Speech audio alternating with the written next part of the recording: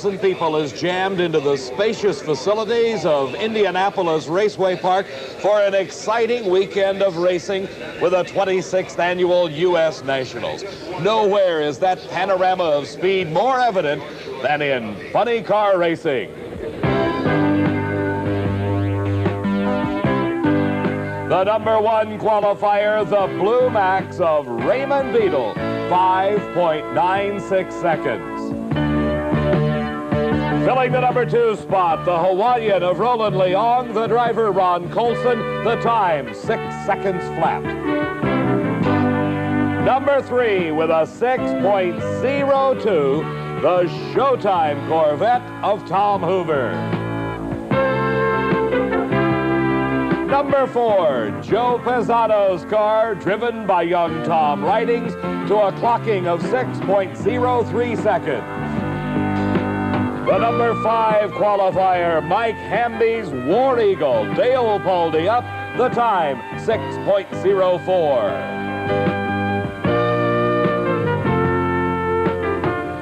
As incredible as the times for the first 5 drivers are in Funny Car Eliminator, let's look at the rest of the field. There's the low 8 qualifiers, 6.06 for John Force, the second 8 in the 16-car field. Lennon Brogno on the bubble, 6.10. Only 0.14 of a second separating the entire field, the fastest field in the history of championship drag racing. Working with me at the Nationals is Steve Evans, and he knows why. Dave, there are funny car races all over this country where low ET of the event wouldn't even qualify here this weekend at the U.S. Nationals. We asked some of the funny car drivers why this is the quickest field in history. I just think the funny cars have stayed on top of their stuff a lot better than a lot of the other cars, and that way they've progressed a lot more. But the track is excellent. I think we would have probably even seen a few quicker times if the temperature had been a little bit cooler. Well, they really take care of the racetrack here. I mean, it's the smoothest racetrack in the United States, there's no doubt, all the way to the finish line. It's just the ideal track conditions and the fact that everybody's given it a maximum effort. So it's no surprise to you that we have the quickest field in funny car history? No, this was expected ahead of time. And in fact, going into the race, I had picked the bump spot at 6:09. I think that's where it's going to end up. Well, the racers don't seem very surprised, do they, at the quickness of the field? But why should they be? The greatest cars in drag racing for the most important titles, the U.S. Nationals, maybe even world titles on the line, on one of the greatest drag strips in the country. So let's get ready for the finest funny car drag racing we've ever seen. We're starting into the second round of funny car eliminations. But earlier today, we'll go back and take a look at what happened in round #1, where the #1 qualifier, the reigning world champion, Raymond Beadle, and the Blue Max, was matched against Roy Harris. Out of Trenton, New Jersey, comes Harris and Tom Ryan racing. Raymond Beadle into the wheel stand, the tire smoke, he heads to the guardrail, and here goes Roy Harris on the upset of the race. Raymond Beadle in qualifying had 2 5-second elapsed times, but when it came to a limit, and Roy Harris, his parachute did not open. He's got the car slowed, he misses the catch net, going slow enough that he can take a right turn and come to a safe stop. But for Raymond Beadle, one of the biggest disappointments of his career, he has absolutely intimidated funny car racing during qualifying, but when it came to eliminations, a little bit too much power, a little bit too much clutch, and the upset win goes to Roy Harris. Ron Colson, the #2 qualifier in the near lane, driving for Roland Leong, is up against the former world champion 4 times in a row. This man won it, Don Prudhomme, but he's had his troubles this weekend. He qualified in the second half of the field in this race. In round #1, it's got to be Ron Colson, the favorite. And Prudhomme extends his lead from the moment they let the clutch out. And it is a big win for Don Prudhomme at 6.13 seconds to a very slow 7:07 for Ron Colson. As we watch, we see nothing obviously wrong, but something must have been the matter with Ron Colson's car because it just did not produce the power. With Don Prudhomme, let's join Steve Evans. I never thought I'd come down here to the Snake and Victory and say, what an upset. Yeah, kid, this whole race is an upset. Beetle went out first round. I beat just the Hawaiian. You just never know about drag racing, do you? And Billy Meyer, I think you race him next round? Fine. You both ran 6:13, so we'll have to go to the tower, I guess, and find out what the next digit is. Yeah, he'll be tough. He'll be tough. Okay, congratulations. It's been a tough weekend, huh? You bet, Steve. Thank you. Okay, Don Prudhomme, who early in the going in this race didn't even have his car, as it was broken down in its truck in Tulsa, Oklahoma. He spent 2 fidgety days with no race car to drive. And here he goes into round number 2 with the Blue Max out. And Steve, with a 6.13 second elapsed time, he is certainly right up there with everybody now. Don Prudhomme back on his game. Still in the first round of racing, Tim Gross from St. Joseph, Michigan, up against Dale Poldy. Poldy driving the War Eagle. One of those top 5 qualifiers is Poldy in the near lane, but the win goes to Tim Gross as we find the top qualifiers falling very quickly in round number 1 racing. Watching again, Tim Gross leaving the starting line right side by side with Dale Poldy. Poldy, the lower qualifier, has to be considered the favorite. But as we've seen already, favorites mean nothing here at the Nationals as Tim Gross takes the big first round win. Walking over is Poldy shaking hands with Tim Gross. And I'm sure Dale Poldy very dejected as we head into the second round of racing. We'll take a look at some of the drivers. Here's Roy Harris. This is Tim Gross, the man we just saw win the race in round number 1. Ed the Ace McCullough. Sanger, California. From Phoenix, Arizona, Trip Shoemake. Billy Meyer calls Waco, Texas home. Don Prudhomme, the 4-time world champion, many-time nationals champion. Tom Ridings driving Joe Pisano's car. And Len Imbrogno, the number 16 qualifier. This is round number 2, and it is Roy Harris against Tim Gross. Harris in the far lane. This is Gross. We saw earlier this season on our Diamond P coverage of the Spring Nationals when Tim Gross had a horrifying crash, and he's certainly got to be considered for the comeback driver of the year. Roy Harris driving for Tom Ryan. With the wheels in the air goes Roy Harris. He's next to the guardrail. Tim Gross is somewhat out of control, but Roy Harris recovers first and takes the win. A relatively slow 6.31 seconds, but the time means nothing as the all-important win light comes on for Roy Harris. As we watch once again, you see the wheels in the air for Roy Harris. And once again, he gets very close to that guardrail. Close to the center line is Tim Gross. Tim having to back out of it. I'm sure some memories of that horrible crash at Columbus earlier this year were in Tim Gross's mind when he had to back out. This is Tim Gross coming out of his car on the return road. Out the escape hatch and just a little bit dejected. With the winner, let's join Steve. Well, here's Roy Harris, who had the seemingly impossible task of getting around the Blue Max. You did that, and that's 2 down now. Well, 2 more. Okay. You look like you got awful close to the guardrail. Were you concerned about that? I couldn't see it. The car was shaking so bad I didn't know I was that close to it. So it blurs your vision that badly? Oh, yeah. I knew it was over there, but I didn't feel it hit anything, so I kept going because I couldn't see him. That's what I was looking for. So. This is Ed the Ace McCullough driving for the Super Shops. Ed had raced Tom Hoover in round number 1, one of the low qualifiers. Hoover went out with a broken transmission, was unable to complete the run, and McCullough had an easy go of it. This is Johnny Loper's car from Phoenix, driven by Trip Shoemake. 2 of the best of the Western 20 cars.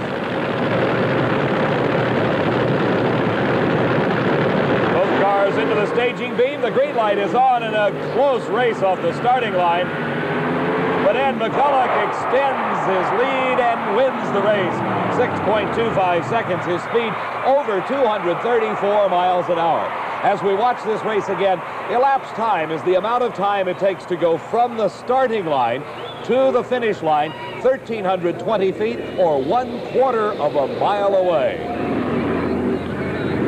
Boy, Ace, this has got to remind you of an earlier chapter in your career, back in the early 70s when you owned not only this race, but all of funny car racing. Feels good. Oh, it's great, Steve. we're having a hard time today running in this air. There just isn't any, and I mean, everybody's off the pace a little bit, but Because of the humidity? really, I mean, so there's just no air here, you know. Now, somebody said the birds weren't even flying. There was such little air. That's about it, buddy. But we're sneaking up on it a little bit, you know. I don't know. I think it just run a 20-something then, so we run Prudhomme, or whoever wins this round, next round, so we'll see who's got lane choice. Let's go back to Dave McClellan and see who indeed wins between Billy Meyer and Don Prudhomme, one of the key races of the day. Steve, the railbirds around the racetrack are saying the winner of this race is the probable winner of Funny Car Eliminator. No more important race in this second round as Billy Meyer in the far lane comes up against Don Prudhomme. By 1,000th of a second, Prudhomme had run quicker in round number 1. That gave him the lane choice. He took the left-hand lane. It's difficult to tell if there is any advantage as to the lanes themselves. The huge crowd looking on intently as all the concentration from Meyer and Prudhomme is on the start, and it's very even for both drivers. And Billy Meyer pulls it out, 6.18 seconds for Billy Meyer to defeat Don Prudhomme. In our replay, we watch as Don Prudhomme begins to pull ahead in the middle of the course, but then the hard charge by Billy Meyer pulls it out just a few hundred feet from the finish line. Dave, on Billy Meyer's car, there was a water line broken. Had that happened on the starting line, there'd have been water under a tire, which could have been disastrous for Billy Meyer, but apparently it happened past the finish line, and it's no problem. In 1974, Billy Meyer raced on Prudhomme, and this did happen on the starting line, the broken water. Congratulations. Anytime you drive around the snake, boy, you've earned one. Yeah, mine started shaking. He came right by me. I was very surprised that I went back around him because, you know, you never go around Don that often. Well, I don't know if you've had time to do the mathematics, but if you can get one more win light, get into the final round, you will have passed Beetle for the Funny Car World Championship points lead.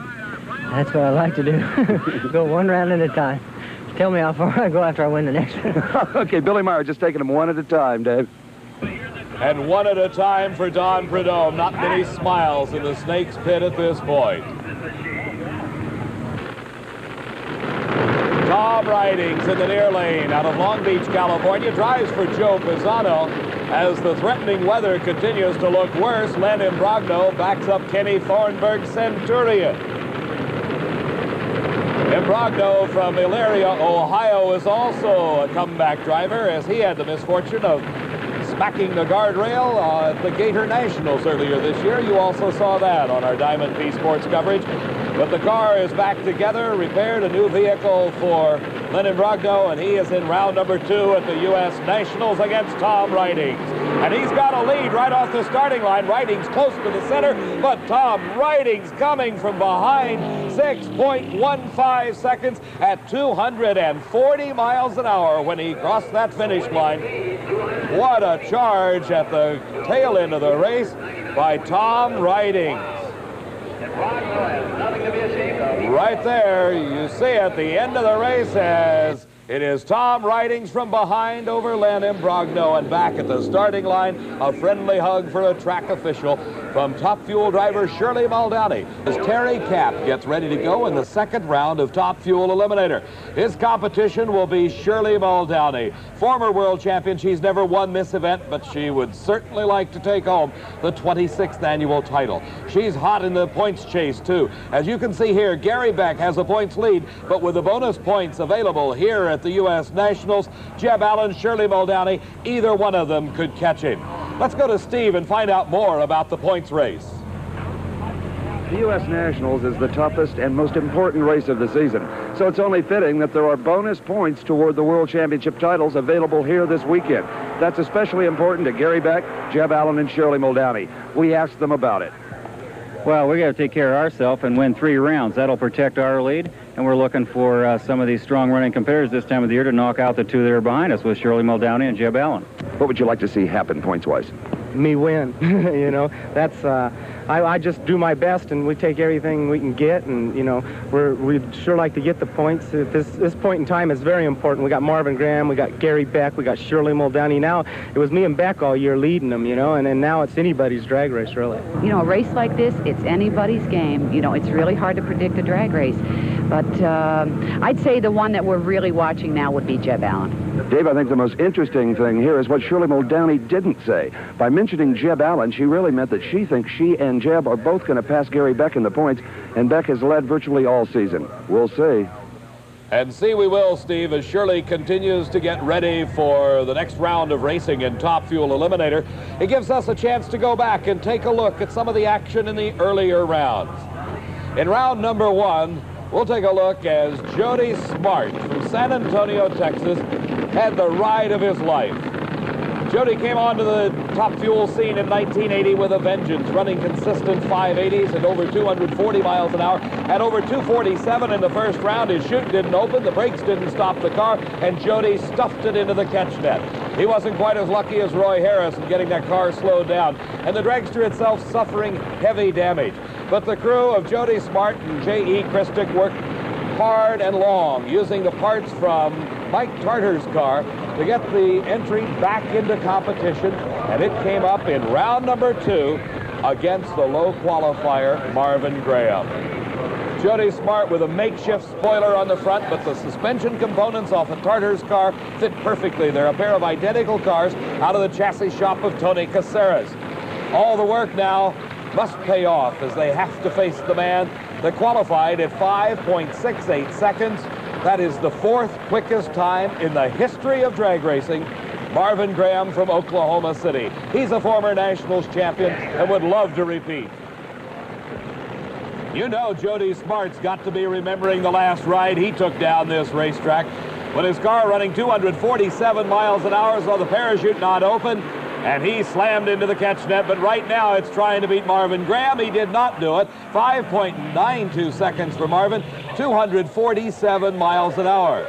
Well, it was a good run and a fine speed for Marvin. Some problems here with severe vibration causing mechanical difficulties. Steve had a chance to catch up with Marvin and his crew in the pit area and find out what was wrong. Dave, hanging from the hoist here at the Fraser and Rice pits is the car of our low qualifier, Marvin Graham. Marvin told us the car shook very hard, and apparently it did, so badly, in fact, that it broke the chassis. They discovered it in their pits, came over here to get some of that famous volunteer help you can always get from the guys that didn't survive first round. But going into round number 3, Marvin Graham has got to wonder, is this chassis going to hold up?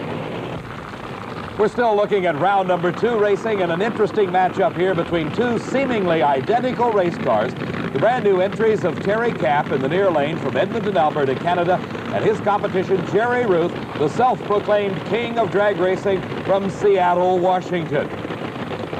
One of the innovative approaches to running a Top Fuel dragster is contained in the cockpit of Ruth's car.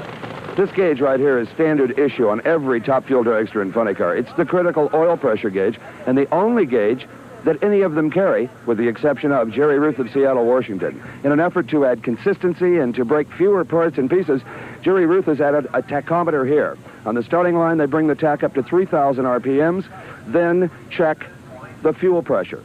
If the fuel pressure is low, they won't even run the car. If it's right, go to the starting line, provided that the engine temperature gauge tells them they're at 200 degrees. At the far end of the racetrack, they come to this gauge for reference, and this is the boost pressure, the blower pressure. If it's down, they know they've got to make some adjustments. Does it work? Well, Ruth has yet to burn a single piston in this engine and has won 3 consecutive races. And Steve, that's a tribute to both Jerry Ruth and his crew chief, Lee Beard. But right now, in round number 2 racing, he's up against Terry Kapp.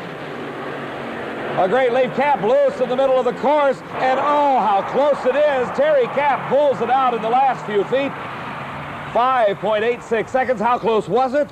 Watch as we see just a few feet separating the two cars at the finish line. And a very happy man is Terry Kapp, the Canadian, as he moves now into round number 3 to race Shirley Muldowney. Other competitors we'll be seeing from Denver, Colorado comes Junior Kaiser. Connie Colita, the former crew chief for Shirley Muldowney, now driving his own car. Jeb Allen locked in that points chase with Gary Beck. Marvin Graham, the low qualifier. Will his car be ready? We'll know in a moment. Jim Head, now this is a surprise story of this U.S. Nationals. Gary Beck, he is concentrating on continuing to maintain his points lead. And Shirley Muldowney is another of the competitors that's trying to reach for that World Championship title. She is against Terry Kapp. We just saw him with a fine 5.86 second defeat Jerry Ruth. Shirley very relaxed at this race. She has been running exceptionally well. Buster Couch, the chief starter, going over saying to Terry Kapp, everything's okay, bring it to the starting line. All eyes on the electronic starting device known as the Christmas tree, and Shirley Muldowney red lights by just a few thousandths of a second. She runs the car very hard to the finish line. Terry Kapp, the winner, he just coasts it through, as we see here. Shirley leaves early, no question about it. And Steve, did she know if she red lighted? I love those eyes. Never know. Shirley Muldowney's reflex. You ran a 5.86, Shirley Muldowney. Did you know that you red lighted? No, I didn't. Yeah, you red lighted, babe. I'm sorry to be the one to tell you that. Guess that's how it works, doesn't it? Yeah, but when you cut the lights as fine as you do, and you beat so many people with slower elapsed times, that you've got to red light once in a while. It's just the law of averages. Oh, rats. Well, it was a close red light, though, wasn't it? Oh, it had to have been. A 5.86, a beautiful elapsed time, but unfortunately those things happen. Yeah, I guess. Next time, huh? Would you rather red light once in a while or be late? I'd rather red light. Yeah, that's what I thought. Yeah, I'd rather red light. Okay, well, I'm sure now you're going to be watching this round with us to see what happens to points leader Gary Beck and Jeb Allen. No, I think I'm going to go to the trailer and have a cool brew. A good attitude. Yeah. Thank you sure. for being such a doll all weekend. Steve, I agree with Shirley. Nothing better to do at that moment than go have a cool one. As Connie Kalita, her former crew chief, comes up against Junior Kaiser. Kaiser from Denver, Colorado, did not qualify all that well, but has been consistent in the 6.0s. Connie has been in the 5s throughout this race, looking like the knight of yore with a face mask down, covering his eyes. Connie Kalita concentrating on the Christmas tree. And something going wrong with Connie Kalita's car right off the starting line, and it's another win for Junior Kaiser. 6.04 at 230 miles an hour, and Connie Kalita just coasts it across the finish line. Junior turns off, and he'll be back in the next round of racing as our next pair come to the starting line. And is this car ready? This is the quickest car at the U.S. Nationals. 5.68 seconds in qualifying, consistent 580s, 590s in eliminations, but you saw the welding going on after the earlier rounds of racing. He's up against one of the toughest, number 2 in the points chase this season, Jeb Allen, trying to pull off the upset. Can he do it against Marvin Graham? And it's Jeb Allen by a car length. 5.83 seconds. His speed, 243 miles an hour. And this is a close race, as Marvin appeared to be off the starting line first, but it's Jeb Allen coming from behind, and at the finish line, you see, just one car length separates those two drivers. Dave, in what was maybe the race of the day, the winner, Jeb Allen, who had to come from behind, shakes hands with Marvin Graham, the low qualifier. And to Jeb, it's particularly important because he is so close in the points. Gary Beck still in competition. Shirley Muldowney now out. Jeb could conceivably really catch up to Gary Beck if he can continue with this. Marvin, I know, you had your heart set on this one. You were the bad guy on the block. Yeah. Just got out there and smoked the tires, and he went around. According to the tower and the reaction timers, you were off the mark first. Yeah, I think so. I didn't see him for a long ways out there, and then the car got really loose and shook really hard. And I saw you welding on the car before this race. Was it healthy? The car was okay. We fixed it. It had a crack in the bottom main rail from the round before, but it was okay. Well, the weather is anything but okay here at the U.S. Nationals, as Gary Beck, the current points leader, apparently has problems. Something has gone wrong with his reverser, and Jim Head, a surprise story at the U.S. Nationals, is approaching the staging beams. The crew around Gary Beck's car has been unable to get it to move forward under its own power.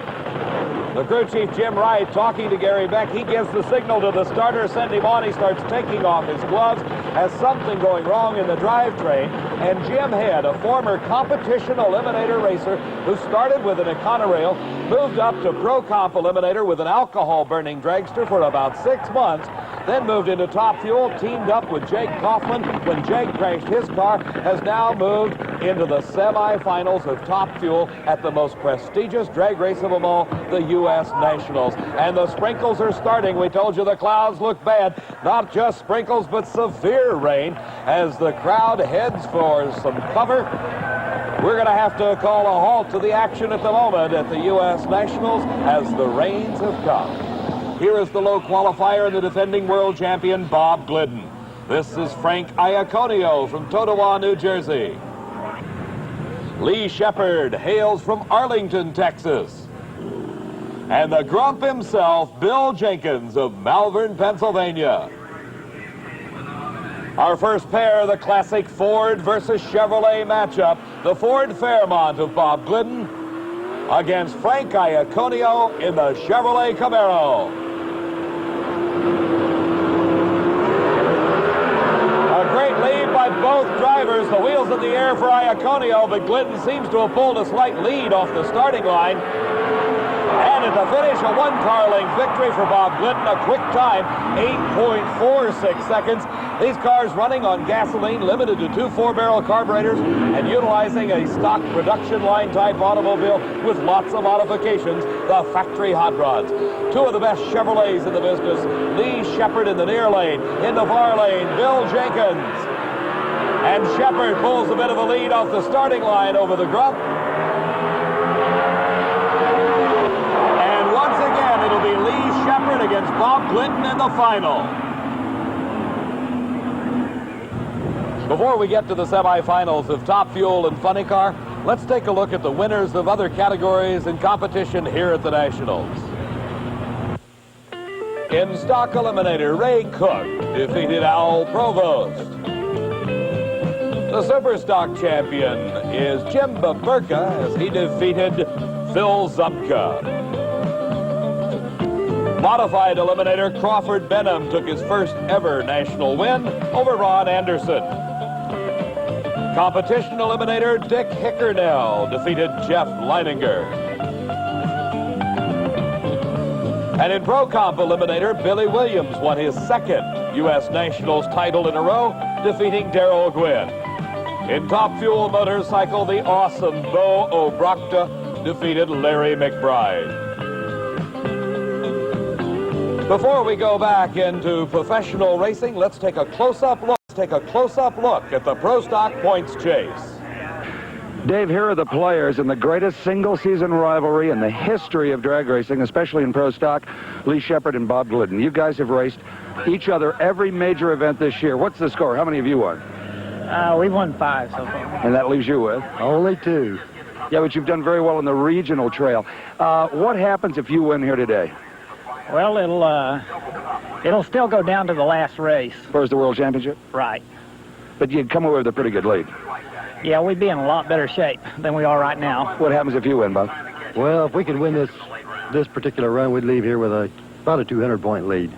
You know, I've seen you guys at the head of the lanes just like this quite a few times this year. You're usually kidding each other, joking around. You're deadly serious today. This is a very important race for both of us. Lee and his guys don't want to lose the lead, and we very much want to gain the lead. Started with a field of 32 Top Fuel dragsters 2 days ago. We're now down to the final 4. It is Jim Head in the near lane against Jeb Allen. Jeb is number 2 in the points chase and would love now, with the points leader out of competition, to advance rapidly. But he's got to get by Jim Head here in the semifinals. And it is Jeb Allen with a big lead, and the blower belt comes off of Jim Head's car. It's Jeb Allen into the finals of the Nationals. His time 6.03 seconds off his earlier 580 pace. But as we watch again, you'll see they leave the line together. Jeb begins to pull away, and then the engine going sour, and the blower belt, the supercharger drive belt, coming off. Dave, Jeb Allen is always pumped up, but he looks a little shaken here. You okay? Yeah, it's shook really bad. It knocked me for a little bit of a loop there, Steve. It's like getting hit in the head with a baseball bat, isn't it? It's, if I quit this, I'm going to be a boxer, I guess. I can take some pretty good punches, you know. You've been in at least a dozen final rounds of important events, but somehow this one's really special. Yeah, we've been in the semifinals here for the last 3 years, and it'd be really wonderful to win. We made it past that point. I think it smoked the tires. I don't know. It shook real bad, and I just lifted a little bit and shifted and hung in there, you know. Well, he hung in all the way to the finals. Here's the last pair of this round. It's Junior Kaiser against Terry Kapp. And Terry Kapp has got to be favored over the Colorado entry of Kaiser. Kaiser qualifying far down in the field, has made it though to the semis. The crewman for Terry Kapp squirting a little fuel into the injector system, making sure the engine does not lean out as the burnouts are completed and they approach the starting line. Terry Kapp in the previous round had a lucky break as Shirley Muldowney red-lighted away her chance for victory. He was untested, only an 8-second elapsed time. What can he do here? And it is Terry Kapp, wire to wire, 587, 236 miles an hour. That means by virtue of the lower ET, he will have lane choice over Jeb Allen as they go into the finals. You see, Junior Kaiser not a force to be reckoned with in this race against Terry Kapp into the finals. Well, Terry Kapp, everybody comes to this race hoping to win, but in your wildest dreams, did you think you'd make the final with a brand new race car? Well, it's pretty hard to say, Steve. We've been working on it hard, and you know, we're like every other. 31 of the other guys that are trying like a bugger. We hope to get there. It's the first time I've been this far. I've lost the semifinals here to Shirley, close to what was going on there yesterday, 2 years ago, and I'm satisfied up to this point. I'll bet you are. You've got lane choice over Jeb in the final. Is that important? No, I don't think it's important at all. I'll run either lane. Well, he has his choice, but as you heard him say, Terry Kapp doesn't think it makes any difference. To these two racers, it may mean everything, though. Ed McCulloch in the Super Shops car is in the near lane. He is racing against Roy Harris, who has gotten to this point by virtue of his big first-round victory over the #1 qualifier, the Blue Max of Raymond Beadle. Ed McCulloch in the previous round over Trip Shoemake with a 6.25 second time, gave him the choice of lanes. He took the left lane. Roy Harris out alongside of him. Boy, this is going to be a close race at the finish line, and it is Ed McCulloch burning some pistons and obviously with engine problems, but the all-important win. Once again, we see as Ed McCulloch comes off the starting line side by side with Roy Harris at the finish line, just a few feet separating those two funny cars. Haysher in the final, but the motor is popping and crackling and sizzling. It's got oil all over it. It's hurt. Betty, we'll be there. We got a lot of those left. That's not a big problem, huh? No. I mean, we gambled. We had to. I mean, that was a close drag race. By gambling, you mean what? I mean, we stepped on it. I mean, today's a new day. I told you this morning, you can't go in soft. We stepped on it. It ran. It's hurt. Now we got to fix it. This is like the old days. The last time you won this race was '72. You owned the sport then. I wish it could be that way again, Steve. I really do. It may be in just a few minutes. Well, I hope so. Okay. In fact, Steve, he not only won in 1972, he also won the funny car title back in 1971. Back-to-back victories for Ed McCulloch as what he calls the good old days. Joe Pisano's car driven by Tom Ridings against Billy Meyer of Waco, Texas. And Meyer is trying to make his move on Ray Beadle in the funny car points chase. He's got to get by Tom Ridings, though, to make it into the finals. And this could be a close race as young Ridings has been doing a great driving job. A fine crowd on hand considering the one-day delay, and up in smoke goes Billy Meyer. He gets back on the throttle, but Tom Ridings is not to be headed, and look at the time. 6.12 seconds, his speed over 236 miles an hour. He will go into the finals. A bit of a favorite over Ed McCulloch, but right here you see where Billy Meyer loses the race. The tires smoking, meaning they have lost traction. And look at the big lead that Tom Ridings built at this point. You have lane choice over McCulloch. Which lane will you take if conditions stay the same? I'm going to stick an old lefty. That's where I've been all the time, and it's worked good. Okay, congratulations. Yeah. Fantastic performance. Thank you. See you. And look at the smile on Tom Ridings' face. If you don't think he's happy, he's just waiting for his crew to come down and pick him up. Back in the pits already is Jeb Allen. He's hard at work on his race car, but not a lot of frantic activity. The crew seems to be relatively calm, as it does over in Terry Kapp's pit area. Now the crew chief Lee Beard for Jerry Ruth in, helping out a little bit. The work in the Tom Ridings pit area is somewhat subdued. But I'm certain that the action is much faster over in Ed the Ace McCulloch's pits. Steve, what's going on? In the drag racing vernacular, Dave, this is known as a thrash. Whipping a motor together in just a few minutes to come back for a final round. Bernie Lewis, crew chief on this car, what's going on? Well, we burned a few pistons that time because we had a lean condition. Weather changed on us, but I think we can straighten it out. And we're looking good right now. We just got a few cars to clean up and ready for another one. Ridings is one tough customer today. They're running awful good, but it's close. There's only 700s difference, and I think we can pick up a 10th. He has lane choice. Is that a factor? No, not at this racetrack. Not now. We'll be fine. That other lane's just fine. We ran our best ET in that lane, so we're looking forward to it. This is a dream come true for you, even as a crew chief. Absolutely. U.S. Nationals is something everybody wants to win. Thanks, Bertie. Thank you. While the work goes on in the Ed McCulloch pit area on the starting line, it is Pro Stock Eliminator Final. Once again, they meet in the last round. Carrying the big number 1, the defending world champion Bob Clinton up against Lee Shepard. And it's a red light for Bob Clinton and a very happy crew member of Lee Shepard's crew. And it is Lee Shepard, your U.S. Nationals champion, 8.51 seconds, 160 miles an hour. But the story's on the starting line where Bob Clinton left just a little too early and the big red bulb is glowing. David, what you're looking at is undoubtedly the 1980 world champion in Pro Stock Eliminator, but most importantly right now the U.S. Nationals champ. Glidden red lighted. Thanks, Steve. I didn't know that till about 15 seconds ago. Oh, you thought you lost? Yeah, I thought I got a good light. I didn't see how he could leave that, that quick. I didn't see the red light, no. You have left on him and beat him with slow ETs a couple of times this year. I think that put extra pressure on him, don't you, to leave on time? Well, I guess it did. All the work is over for our funny car racers. Joe Paisano's car, driven by young Tom Ridings. He's 25 years old and a college student during the week. Ed the Ace McCulloch from Sanger, California, a professional drag racer through and through, but he also owns an industrial steel business and races on the weekends. McCulloch has been a 2-time champion at this U.S. Nationals, but that was a long time ago. The final 2 cars out of 16, the quickest field in the history of drag racing. Finally settling it out between these two, Ed McCulloch and Tom Ridings, in the finals at the U.S. Nationals at Indy. And a bit of a hole shot, it appears, for Ed McCulloch. And unless something goes wrong, Ed McCulloch wins it. 6.27 seconds at 231 miles an hour. And they may have lost another engine, but I will assure you they don't care at this point. A big lead right off the starting line for McCulloch, and Tom Ridings tries as he can, but was unable to make up the difference.